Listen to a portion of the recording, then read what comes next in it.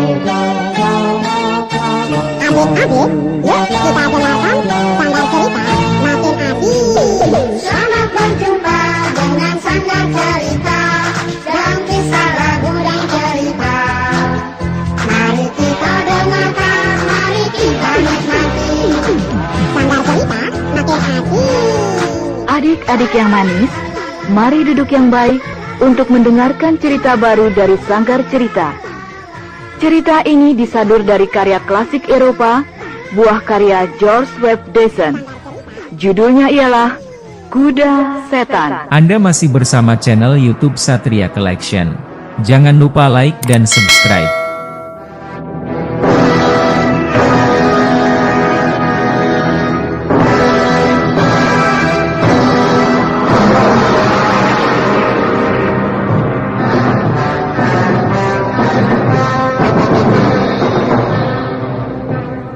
Agung, si bungsu dari keluarga kaya itu, pergi mengembara, walau telah dilarang oleh orang tuanya. Ketika ia kembali ke rumahnya, ayah dan ibunya telah tiada. Agung hanya menjumpai kakak-kakaknya yang jumlahnya 11 orang.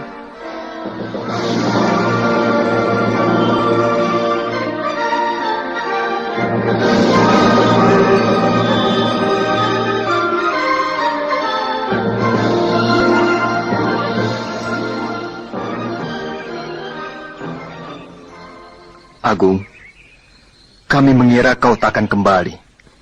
Karena kau pergi hampir 3 tahun dan tanpa kabar berita. Ayah dan ibu sedih memikirkanmu. Lalu pada suatu hari, kampung kita dilanda penyakit pes. Ayah dan ibu menjadi korbannya. Oh, Agung adikku, kau tidak apa-apa bukan selama ini? Kau dari mana saja, Dek? Aku mengabdi seorang raja, Kak. Aku menjadi tukang kebun istana. Kau hanya menjadi tukang kebun? Oh, sungguh memalukan. Anak seorang terpandang dan kaya raya di kampungnya hanya menjadi tukang kebun. Oh, mengapa nasibmu sial benar, Dek? Walaupun aku hanya sebagai tukang kebun, tapi aku bahagia karena aku bisa belajar banyak dari istana itu. Tiap malam, aku bergabung dengan pegawai-pegawai istana. Aku mendengarkan pembicaraan mereka, dan aku kadang-kadang juga bertanya mengenai hal-hal yang tidak ku ketahui. Misalnya, mengenai olah senjata dan ilmu perang. Oh, begitu banyak ilmu yang kau peroleh. Istana memang sumber berbagai ilmu. Begitulah, Kak. Aku pulang tidak lama. Cutiku hanya 1 minggu. Begitu singkat kunjunganmu. Kau belum bertemu dengan seluruh kakak-kakakmu. Oh iya, perlu juga kau ketahui bahwa kau tidak mendapatkan warisan dari ayah. Sebab kami menduga kau telah tiada. Jadi harta yang ditinggalkan ayah hanya kami bagi 11. Maafkan kami, Dek. Tapi, kalau kau mau, memang masih ada harta yang belum kami bagi. Karena kami tidak minat. Maukah kau mengambilnya? Apa itu, Kak? Kuda.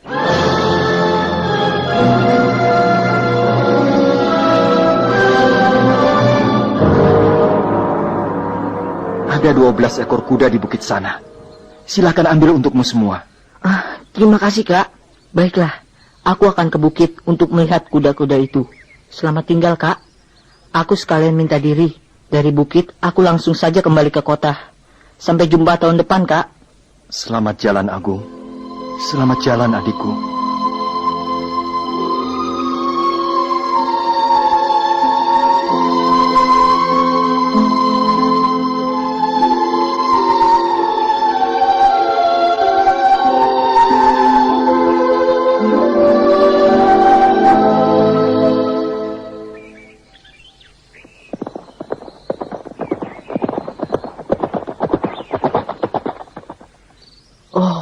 Itu dia kudanya. Wah, ternyata tidak hanya 12, tapi 23. Ada seekor kuda jantan dan 11 betina. Yang betina semuanya punya anak. Hei, itu ada anak kuda yang amat tampan. Bulunya berwarna abu-abu. Tubuhnya tegap, perkasa. Ya, anak kuda yang tampan berbulu abu-abu ini kunamai Bima. Kau dengar? Kau kunamai Bima. Bima. Ya, aku mendengar, Agung. Terima kasih. Aku kau beri nama Bima. Hei, rupanya kau tahu apa yang kukatakan. Kau memang kuda yang hebat. Selain tampan, kau juga cerdas. Agung, makanya berilah aku makanan yang lezat, yaitu rumpun gandum yang manis. Dengan makan rumpun gandum, tubuhku akan tumbuh perkasa, dan aku pun juga makin tampan karena buluku berkilauan. Kau minta makan rumpun gandum? Wah, dari mana aku punya uang untuk membelinya, Bima? Kau tahu, aku miskin sekali. Ya, aku tahu. Tapi kau bisa menjual anak-anak kuda yang baru lahir itu, dan bersama induknya serta uang hasil penjualan itu bisa untuk membeli gandum untukku. Ya, baiklah. Anda masih bersama channel YouTube Satria Collection. Jangan lupa like dan subscribe.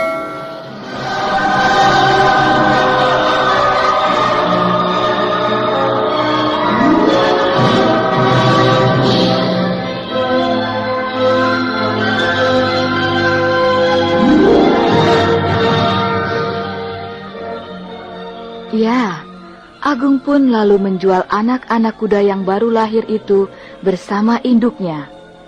Uang hasil penjualannya untuk pembeli gandum bagi Bima untuk persediaan selama setahun. Bima senang sekali mendapatkan rumpun gandum yang manis itu. Kemudian, Agung kembali ke kota dengan perasaan puas.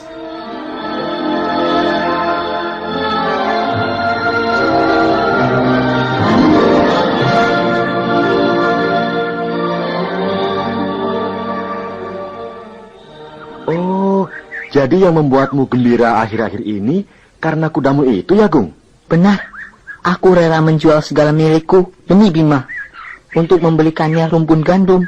Wah, bukan main nekatnya kau, Gung. Kudamu itu seperti apa sih? Kau sampai berkorban begitu besar. Wah, keindahan kudaku sulit dilukiskan dengan kata-kata. Bulunya abu-abu bercahaya. Badannya sebesar gajah. Kakinya perkasa. Dan matanya bagai bintang timur. Tampan sekali, bukan? Sungguh luar biasa. Kau tidak membual, bukan? Oh, ya jelas tidak. Aku bercerita yang sesungguhnya. Dengan kuda-kuda milik raja kita, bagus mana ya? Wah, jauh. Yang jelas, bagus kudaku. Padahal kau tahu, Gung, kuda-kuda raja itu termasuk pilihan semuanya. Sebab semenjak putri Baginda diculik raksasa, Baginda punya kegemaran memelihara kuda-kuda yang bagus-bagus untuk penghibur hatinya. Oh, putri raja diculik raksasa? Iya. Kapan diculiknya? Sudah cukup lama. Raksasa yang menculiknya tinggal di gunung yang kelihatan dari sini itu. Itu tuh, yang puncaknya berasap. Itu Baginda Raja menghampiri kita. Selamat sore, Baginda. Kami siap melakukan perintah. Aku tidak akan memerintahmu sore ini. Aku ingin ikut mendengarkan ceritamu, Agung. Kau menceritakan seekor kuda yang katanya lebih bagus dari kudaku. Nah, kuda siapa itu? Kuda saya, Baginda. Kuda saya. Kudamu. Kau punya kuda lebih bagus dari kuda-kudaku yang elok-elok itu? Kalau benar, bawalah kemari. Malam ini boleh berangkat mengambilnya. Aku ingin melihatnya. Kau dengar, Agung? Ya, saya mendengar.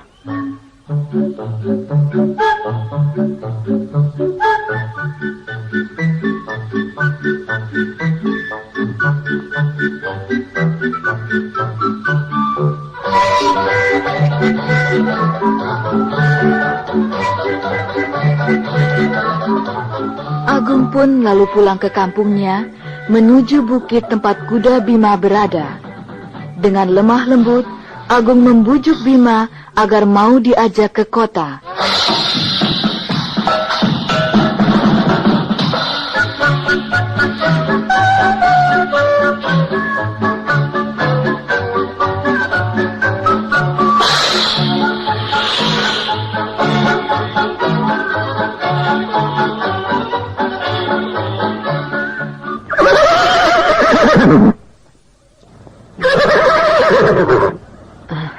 Nah, kita sudah memasuki pintu gerbang istana.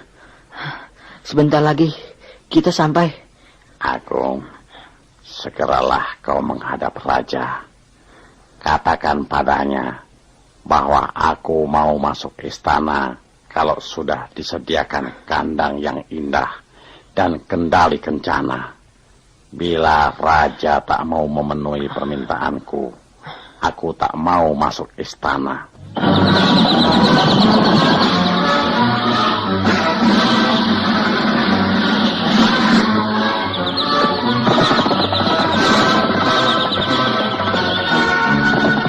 Agung pun segera menghadap raja, dan raja akhirnya mau memenuhi permintaan Bima.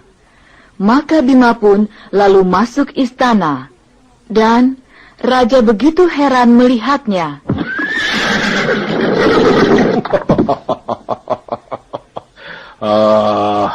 Hebat. Memang hebat kudamu, Agung.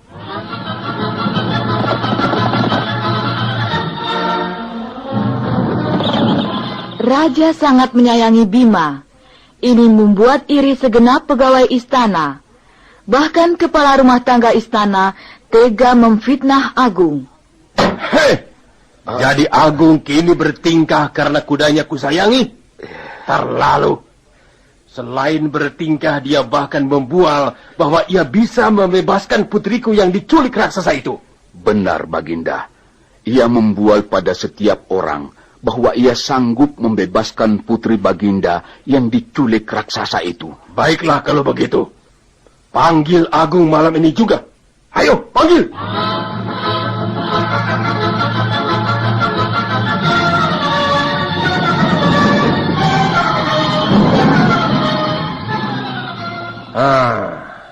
Duduklah yang baik. Tenang saja. Dekatlah padaku. Ku dengar akhir-akhir ini kau suka membual. Hah?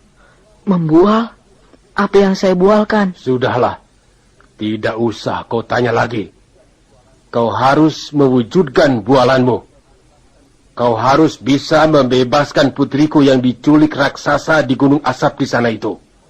Bila tidak, ku penggal lehermu dan Bima untukku. Jangan menunduk. Ayo laksanakan perintahku. Lakukan malam ini juga.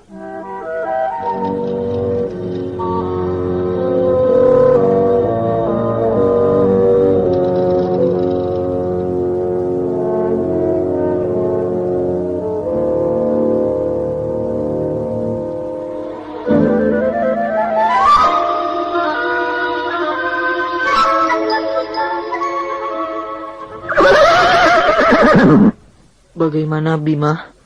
Mungkinkah aku berhasil? Iya, kau akan berhasil. Aku siap membantumu. Tapi ada syaratnya. Mintalah pada raja untukku sepatu baru dari logam yang beratnya 7 kilo. Dibuat oleh pandai besi ternama di kota ini. Baiklah. Aku akan segera menghadap raja.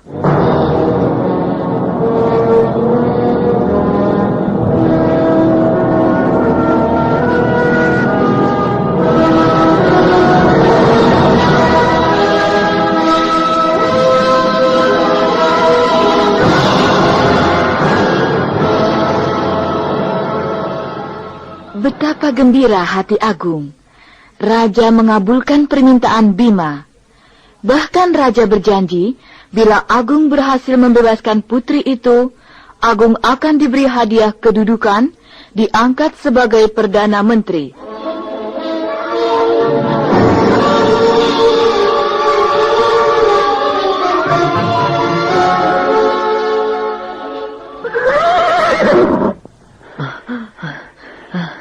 Kita telah sampai di Gunung Asap. Iya, turunlah cepat. Baik. Kau kutunggu di sini. Ya. Ambil putri raja itu di gua yang kelihatan dari sini. Hati-hati, Agung. Baik. Raksasanya sedang tidur. Jangan kau bangunkan.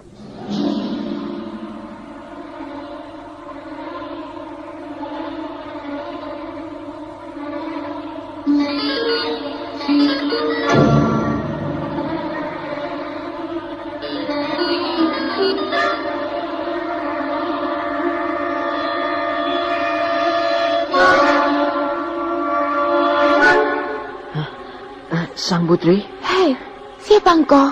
Kau sungguh berani. Aku datang untuk membebaskanmu. Kau akan segera berjumpa dengan ayahmu. Mari, ikut aku. Jangan. Ayo, Jangan. cepat. Ayo, mari Sang Putri. Naik kudaku. Ya, cepat. Baik.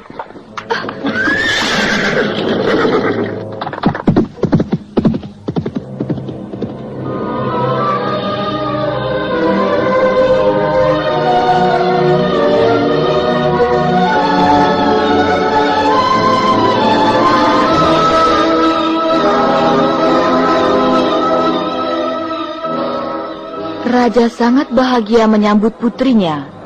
Dan malam itu juga, Agung menghadap Raja untuk menagih janji. Tapi apa yang terjadi? Ya.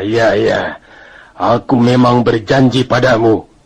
Tapi aku baru mengangkatmu menjadi Perdana Menteri bila kau berhasil memindahkan bukit itu. Bukit yang menghalangi sinar matahari masuk ke kamarku. Dengan adanya bukit itu, kamarku senantiasa dingin hingga aku sering sakit-sakitan. Raja tidak boleh ingkar janji. Apa yang dikatakan Raja adalah hukum. Mengapa Raja ingkar janji? Aku tidak ingkar. Aku minta kepadamu untuk memindahkan bukit itu, atau ku penggal kepalamu.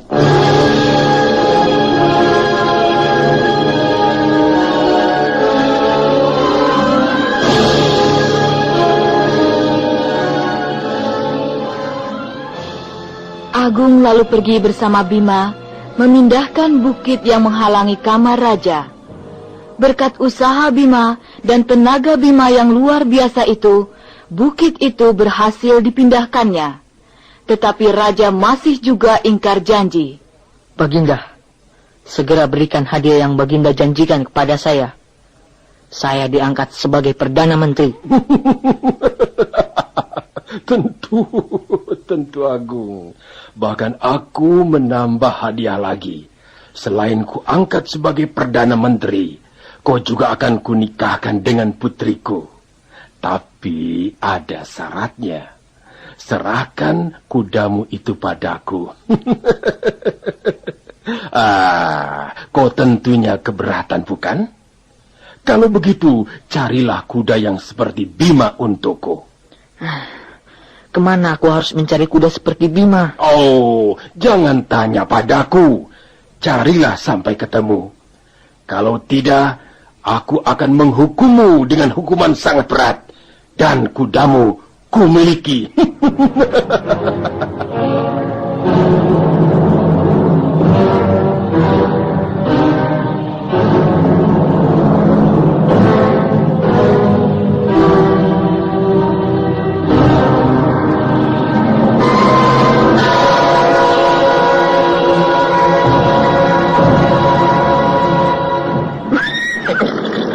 Tidak usah sedih, Agung. Aku siap mencari kuda yang mirip denganku. Memang ada, tapi sulit kita dapatkan, memerlukan perjuangan keras, karena kuda itu adalah kuda setan. Ia tinggal di Gunung Hitam. Tapi, mungkinkah kita membawanya untuk diberikan kepada raja? Oh, bisa Agung. Hanya kita perlu peralatan cukup banyak. Aku perlu sepatu yang kuat dan tajam, agar bisa menempuh jalanan yang penuh batu terjal itu. Kemudian, aku juga butuh 12 karung biji gandum, 12 karung jagung, 12 bangkai kerbau, 12 kulit lembu yang pinggirannya ditancapi paku. Ingat, kulit lembu itu dicat dengan tir. Baik. Permintaanmu segera kuajukan pada raja. Anda masih bersama channel YouTube Satria Collection. Jangan lupa like dan subscribe.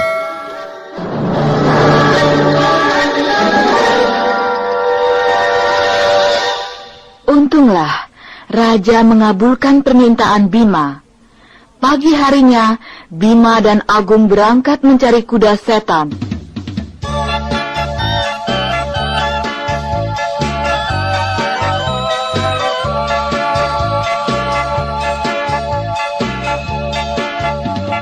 Yuk, pegang kendaliku. Aku jangan ragu-ragu. Bukan mengantarmu. Cari kuda setan itu. Yuk, susuri semua jalan. Kita kan sampai tujuan. Singkirkan semua rintangan dengan penuh keberanian. Ingat kawan, siapa benar tentu yang menang. Siapa jujur tentu yang mujur. Tapi diri jangan takabur. Kejarlah cita yang lurus. Tapi diri jangan takabur. Kejarlah cita yang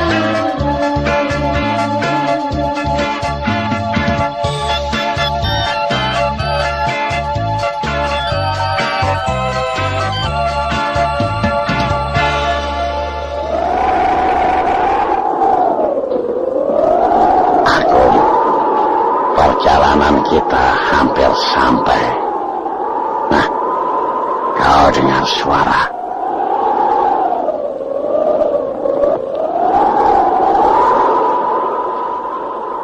Oh, ya. Aku mendengar seperti badai. Itu bukan badai. Itu suara kepakan sejuta burung raksasa yang sedang lapar. Nah, kau turun cepat. Lobangi semua karung yang berisi biji gandum dan jagung. Sejuta burung itu akan mematukinya dengan asik. Mereka takkan menyerang kita. Ayo cepat. Baik, akan kulaksanakan. Aku seperti mendengar suara.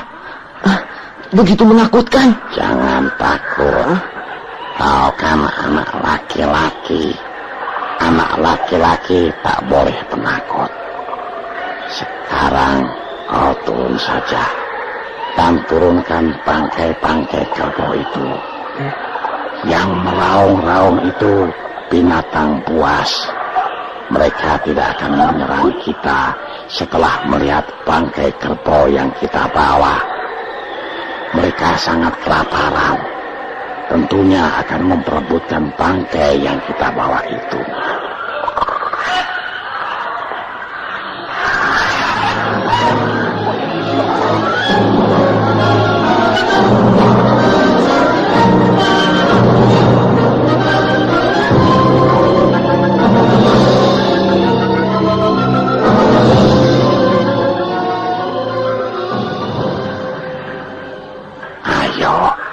Kita melanjutkan perjalanan. Biarkan binatang-binatang buas itu memperebutkan bangkai. Kuda-kuda yang membawa bangkai itu suruh saja pulang. Raja akan tahu bahwa kita selamat.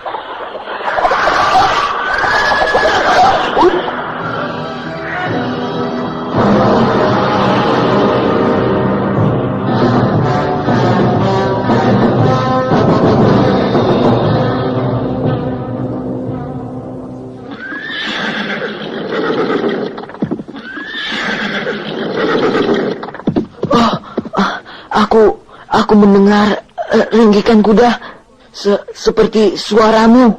Aneh. Ya, itu ringgikan kuda setan. Sebentar lagi kita menjumpainya. Kau harus bisa menjinakkannya. Ingat, Gong, begitu kuda setan itu mendekatiku, kau langsung turun dan menanggalkan pelana dan kendaliku. Ya. Kau panjat pohon dan awasi aku yang berkelahi dengan kuda setan. Oh iya, sebelumnya kau harus memasang kulit sapi yang berpaku itu pada punggungku. Dan ingat, bila nanti kulit sapi itu terbakar, berarti aku menang. Yang harus kau lakukan kemudian, lemparkan pelana yang kau bawa itu ke arah kuda setan. Dia nanti akan jinak, dan setelah itu pasang kendalinya. Baik, aku siap melakukan semuanya itu. Oh, itu dia, si kuda setan menghampiri aku.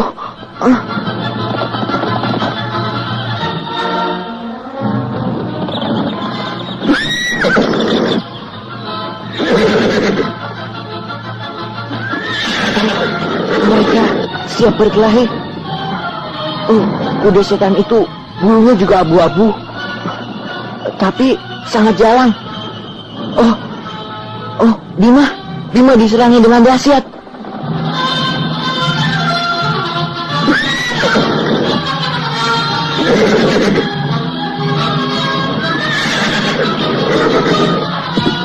Ayo Bima, ayo serang terus.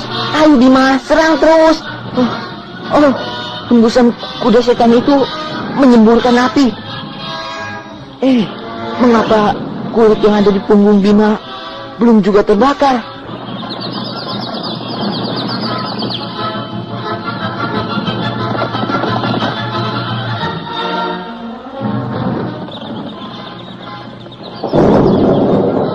Hore! Kulit sapi itu terbakar. Bima menang! Bima menang! Segera lemparkan pelana itu ke punggung kuda setan. Agung, turunlah dan jinakkan kuda setan itu.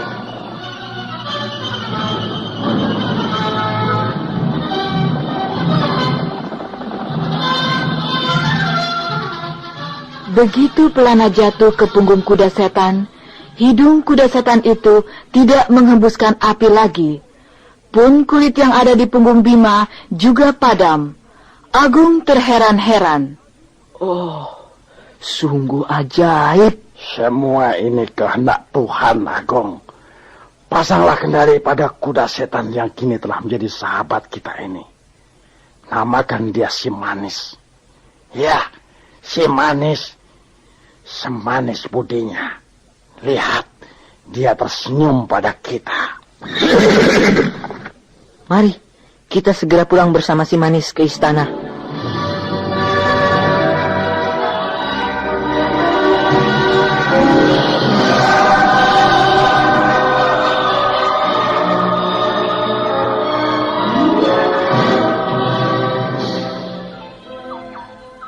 Hei Agung, bukan main kuda kembaran Bima. Ya, itulah Baginda. Maka, segera wujudkan janji Baginda untuk saya. Gampang. Aku akan segera mewujudkan janjiku. Ya, Agung menang. Seketika itu juga raja memenuhi janjinya. Malamnya diadakan pesta raya. Semuanya gembira. Selamat berpisah dengan sanggar cerita dalam kisah lagu dan cerita.